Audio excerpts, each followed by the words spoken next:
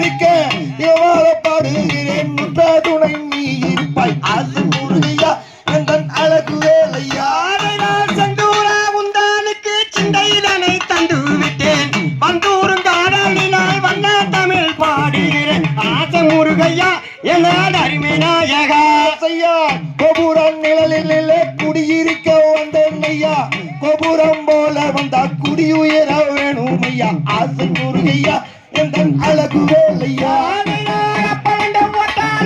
அப்பாடியே பொறுமையில் கொப்பளங்கள் காலில் வர கூட நின்று துணை வருவாய் ஆசை முருகையா என அருமை நாயகா தன்னம் தானே நன்னம் தான் அண்ணம் தானே நன்னா அண்ணம் தானே நன்னம் தான் அண்ணம் தானே நன்னம் தானே மங்கை நாகர் வானிலே மறையோதும் வெறியனாய் அங்கசன